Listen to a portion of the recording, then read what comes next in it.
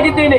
ಸುರುಳನಾದಂತಹ ಶುಂಭನ ಶುಂಭಾದಿ ದೈತ್ಯರನ್ನೆಲ್ಲ ಸಂಹರಿಸಿ ಈ ಗುಂಪಿಗೆ ಬಾಲವನ್ನು ಕಳೆದುಕೊಳ್ಳಿದ್ದೇನೆ. ಇದುವೇ ನನ್ನ ಲೀಲೆ, ಇದುವೇ ನನ್ನ ಮಹಿಮೆ, ಇದುವೇ ನನ್ನ ಮಹಾತ್ಮೆ, ಇದುವೇ ದೇವಿ ಮಹಾತ್ಮೆ. ಸುರಪಾಲ, ನಾಕದ ಪೀಠ ಬರಿದಾಗಿದೆ, ಹೋಗಿ ಧೈರ್ಯದಿಂದ ನಾಲ್ಕು ಬಂದಾಳು. ಆದರೂ ಮನದಾಶ ಎಂದಿದೆ ತಾಯಿ, ಅನವರತವು ನಿನ್ನ ಕಮನೀಯವಾದ ಕಾಯವನ್ನು ಕಾಣಬೇಕು ಎನ್ನುವುದಾಗಿ. ತಾಯಿಯ ಮುಖವನ್ನು ಮತ್ತೊಮ್ಮೆ ಕಾಣಬೇಕು, ಬಾದ ಪೂಜೆಯನ್ನು ಮಾಡಬೇಕೆನ್ನುವಂತಹ ಆಶಾ ಗೋಪುರವನ್ನು ಕಟ್ಟಿಕೊಂಡರೆ ತಪ್ಪಲ್ಲ ಮಗನೇ.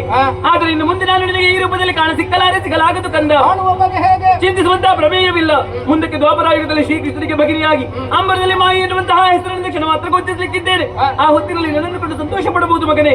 ಅಲ್ಲಿವರೆಗೆ ನೀವೆಲ್ಲವರು ವರ್ತಿಸಿ ಮೆಚ್ಚಿಸಿ ಕೃತಾರ್ಥರಾಗಿರಿ. ಅದು ತನಕ ಈ ಮಣಿದ್ವೀಪದಲ್ಲಿ ತ್ರಿಪುರಾಂಬಿಕೆಯಾಗಿ ನೆಲೆಗೊಳ್ಳುತ್ತೇನಂತೆ.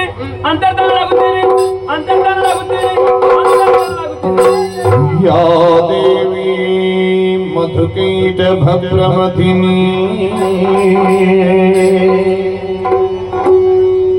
ಯಾ ಮಾಹಿಷೋಲಿನಿ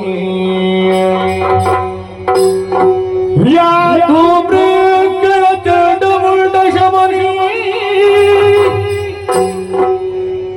ಯಾ ರಕ್ತ ಬೀಜಾಶಿನಿ ಯಾ ಶುಂಭಾದಿನಿ ಶೋಭದೈತ್ಯದಮನಿ ಯಾ ಸಿದ್ಧಲಕ್ಷ್ಮೀ ಪರ ಸಚಂಡಿ ನವಕೋಟಿ ಶಕ್ತಿ ಸಹಿತ ಮಾಂ ಪಾತು ಸರ್ವೇಶ್ವರಿ